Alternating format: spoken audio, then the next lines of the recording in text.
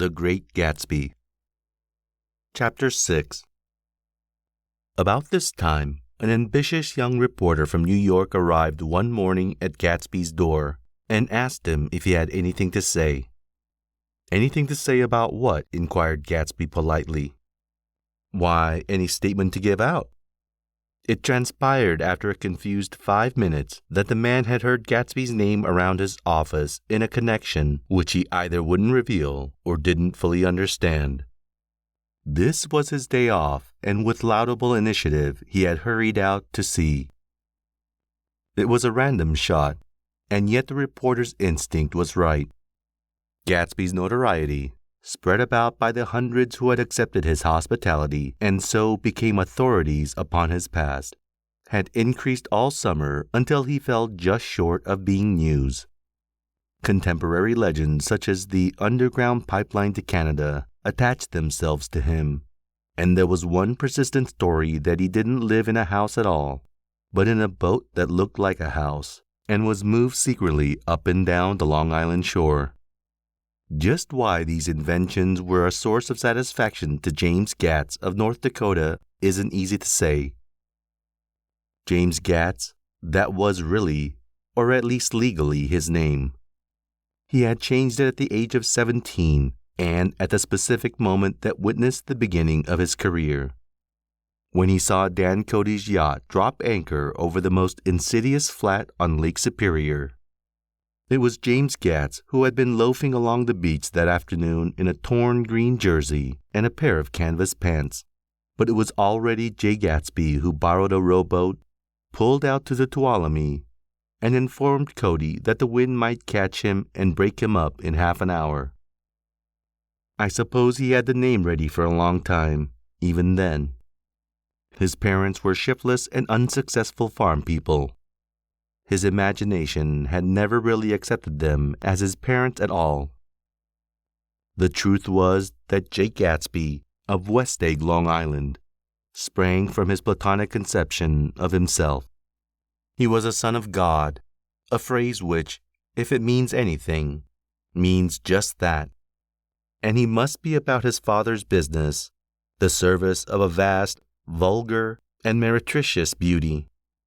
So he invented just the sort of Jake Gatsby that a 17-year-old boy would be likely to invent, and to this conception he was faithful to the end. For over a year he had been beating his way along the south shore of Lake Superior as a clam digger and a salmon fisher, or in any other capacity that brought him food and bed. His brown, hardening body lived naturally through the half-fierce, half-lazy work of the bracing days.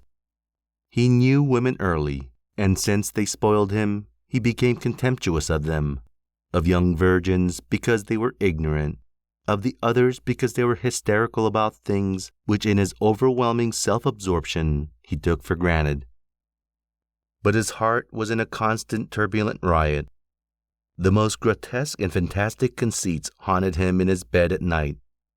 A universe of ineffable gaudiness spun itself out in his brain while the clock ticked on the washstand and the moon soaked with wet light his tangled clothes upon the floor.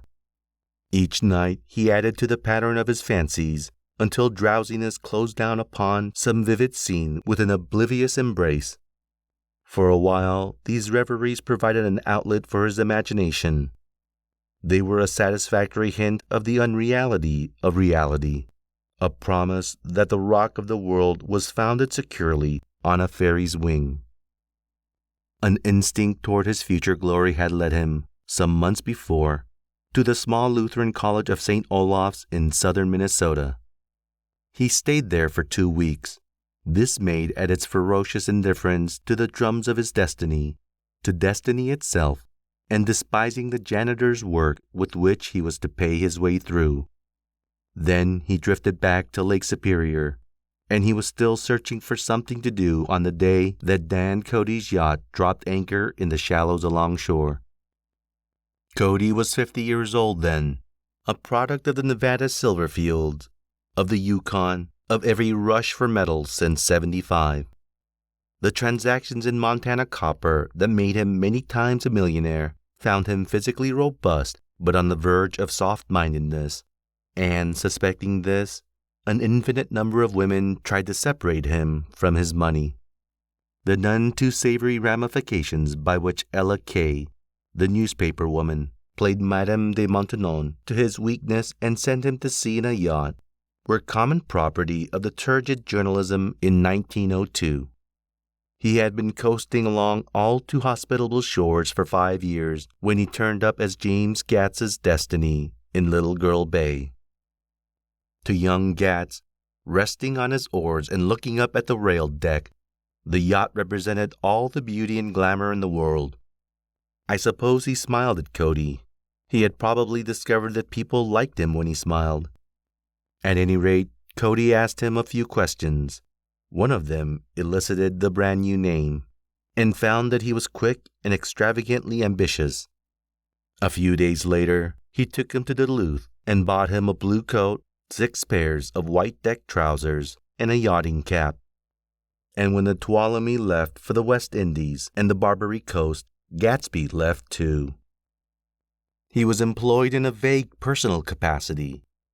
While he remained with Cody, he was in turn steward, mate, skipper, secretary, and even jailer. For Dan Cody sober knew what lavish doings Dan Cody drunk might soon be about, and he provided for such contingencies by reposing more and more trust in Gatsby. The arrangement lasted 5 years, during which the boat went 3 times around the continent. It might have lasted indefinitely, except for the fact that Ella Kay came on board one night in Boston, and a week later Dan Cody inhospitably died. I remember the portrait of him up in Gatsby's bedroom, a gray, florid man with a hard, empty face. The pioneer debauchee, who during one phase of American life brought back to the eastern seaboard the savage violence of the frontier brothel and saloon. It was indirectly due to Cody that Gatsby drank so little. Sometimes in the course of gay parties, women used to rub champagne into his hair. For himself, he formed the habit of letting liquor alone. And it was from Cody that he inherited money, a legacy of $25,000. He didn't get it. He never understood the legal device that was used against him, but what remained of the millions went intact to Ella Kay. He was left with a singularly appropriate education. The vague contour of J. Gatsby had filled out to the substantiality of a man. He told me all this very much later, but I've put it down here with the idea of exploring those first wild rumors about his antecedents, which weren't even faintly true. Moreover, he told it to me at a time of confusion, when I had reached the point of believing everything and nothing about him. So I take advantage of this short halt, while Gatsby, so to speak, caught his breath, to clear this set of misconceptions away. It was a halt, too, in my association with his affairs. For several weeks I didn't see him or hear his voice on the phone. Mostly I was in New York, trotting around with Jordan and trying to ingratiate myself with her senile aunt. But finally I went over to his house one Sunday afternoon. I hadn't been there 2 minutes when somebody brought Tom Buchanan in for a drink. I was startled, naturally, but the really surprising thing was that it hadn't happened before. They were a party of 3 on horseback. Tom and a man named Sloan and a pretty woman in a brown riding habit who had been there previously. "I'm delighted to see you," said Gatsby, standing on his porch. "I'm delighted that you dropped in." As though they cared. "Sit right down. Have a cigarette or a cigar." He walked around the room quickly, ringing bells. "I'll have something to drink for you in just a minute." He was profoundly affected by the fact that Tom was there. But he would be uneasy anyhow until he had given them something, realizing in a vague way that that was all they came for. Mr. Sloan wanted nothing. A lemonade? No, thanks. A little champagne? Nothing at all, thanks. I'm sorry.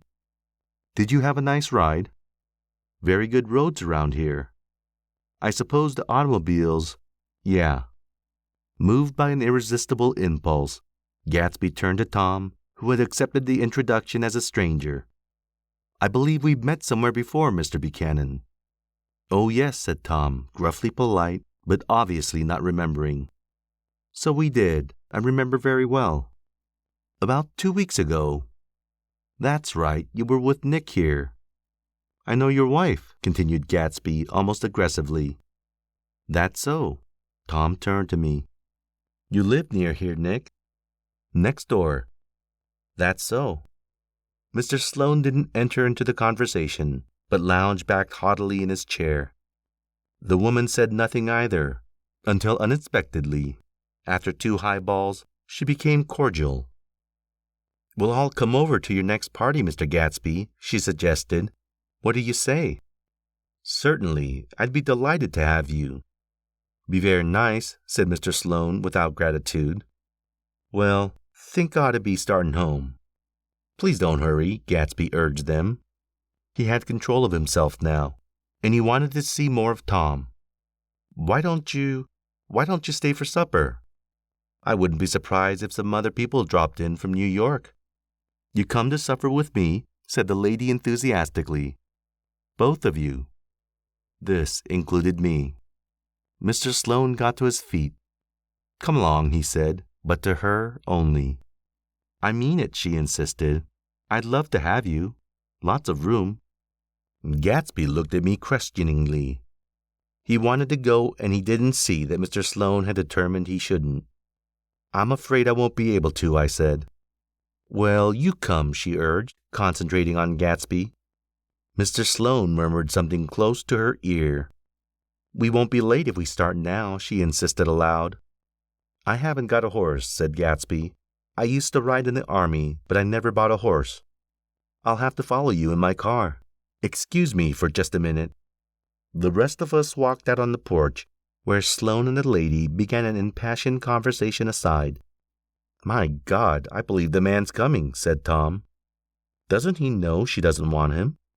"She says she does want him." "She has a big dinner party, and he won't know a soul there." He frowned. I wonder where in the devil he met Daisy. By God, I may be old-fashioned in my ideas, but women run around too much these days to suit me. They meet all kinds of crazy fish. Suddenly, Mr. Sloane and the lady walked down the steps and mounted their horses. "Come on," said Sloane to Tom. "We're late. We've got to go." And then to me, "Tell him we couldn't wait, will you?" Tom and I shook hands. The rest of us exchanged a cool nod, and they trotted quickly down the drive, disappearing under the August foliage just as Gatsby, with hat and light overcoat in hand, came out the front door. Tom was evidently perturbed at Daisy's running around alone, for on the following Saturday night he came with her to Gatsby's party. Perhaps his presence gave the evening its peculiar quality of oppressiveness. It stands out in my memory from Gatsby's other parties that summer. There were the same people, or at least the same sort of people, the same profusion of champagne, the same many-colored, many-keyed commotion, but I felt an unpleasantness in the air, a pervading harshness that hadn't been there before. Or perhaps I had merely grown used to it, grown to accept West Egg as a world complete in itself, with its own standards and its own great figures, second to nothing because it had no consciousness of being so, and now I was looking at it again through Daisy's eyes. It is invariably saddening to look through new eyes at things upon which you have expended your own powers of adjustment. They arrived at twilight, and, as we strolled out among the sparkling hundreds, Daisy's voice was playing murmurous tricks in her throat. "These things excite me so," she whispered. "If you want to kiss me any time during the evening, Nick, just let me know and I'll be glad to arrange it for you. Just mention my name, or present a green card. I'm giving out green—" "Look around," suggested Gatsby. "I'm looking around. I'm having a marvelous—" "You must see the faces of many people you've heard about." Tom's arrogant eyes roamed the crowd. "We don't go around very much," he said. "In fact, I was just thinking I don't know a soul here." "Perhaps you know that lady."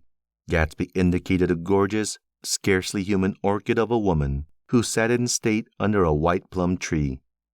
Tom and Daisy stared with that peculiarly unreal feeling that accompanies the recognition of a hitherto ghostly celebrity of the movies. "She's lovely," said Daisy. "The man bending over her is her director." He took them ceremoniously from group to group. Mrs. Buchanan and Mr. Buchanan.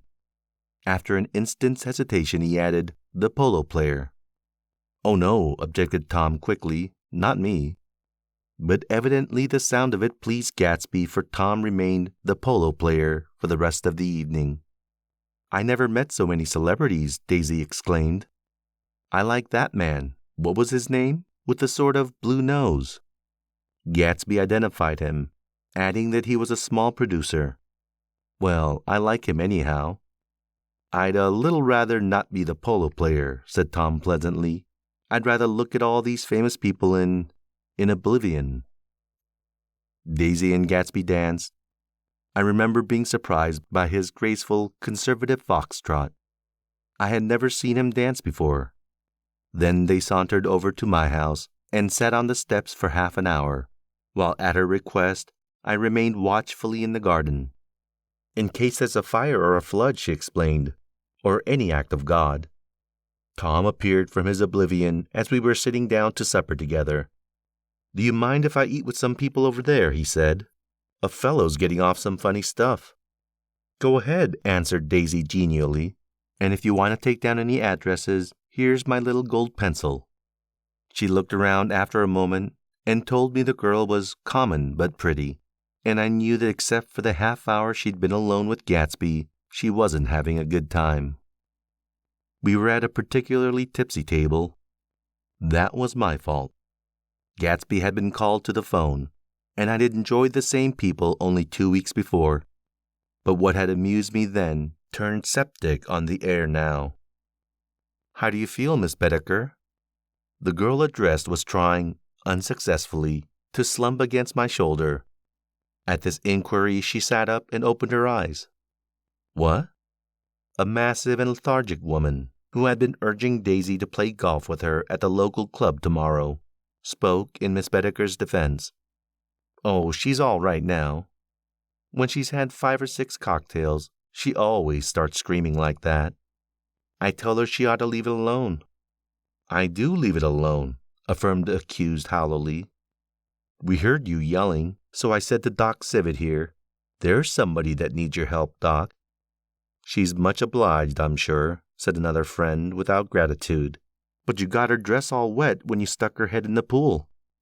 "Anything I hate is to get my head stuck in a pool," mumbled Miss Bedecker. "They almost drowned me once over in New Jersey."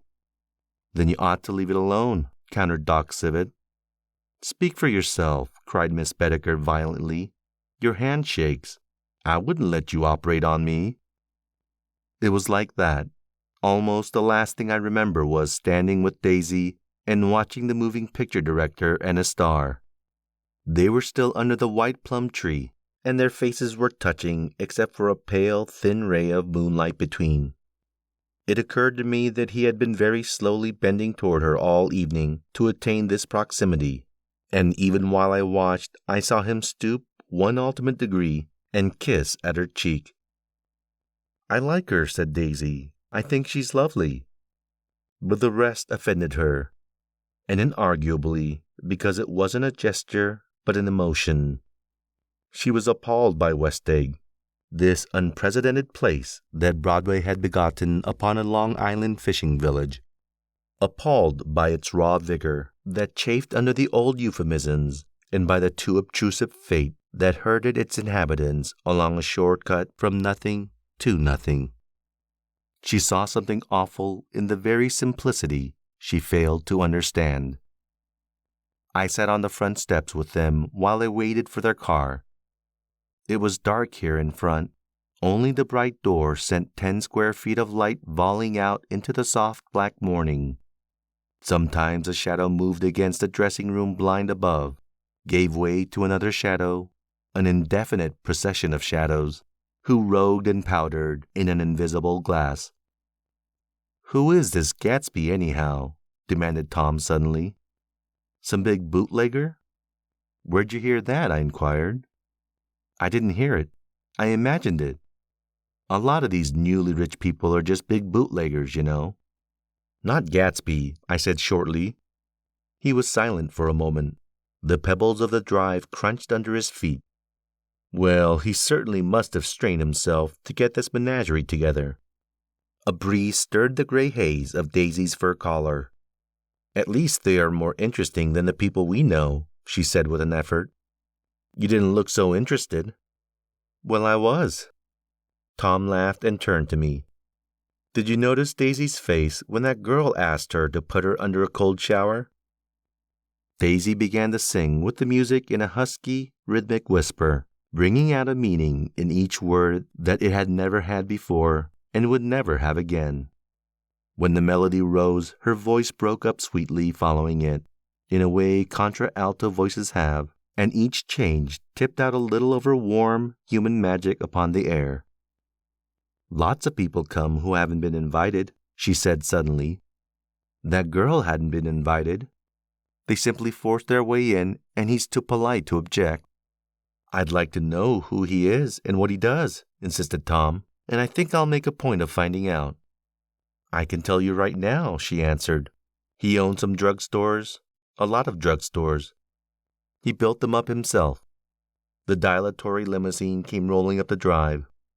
Good night, Nick, said Daisy. Her glance left me and sought the lighted top of the steps where at 3 o'clock in the morning, a neat, sad little waltz of that year was drifting out the open door. After all, in the very casualness of Gatsby's party, there were romantic possibilities totally absent from her world.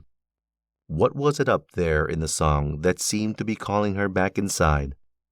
What would happen now in the dim, incalculable hours? Perhaps some unbelievable guest would arrive, a person infinitely rare and to be marveled at. Some authentically radiant young girl who, with one fresh glance at Gatsby, one moment of magical encounter, would blot out those 5 years of unwavering devotion. I stayed late that night. Gatsby asked me to wait until he was free, and I lingered in the garden until the inevitable swimming party had run up, chilled and exalted from the black beach, until the lights were extinguished in the guest rooms overhead. When he came down the steps at last, the tan skin was drawn unusually tight on his face, and his eyes were bright and tired. She didn't like it, he said immediately. Of course she did. She didn't like it, he insisted.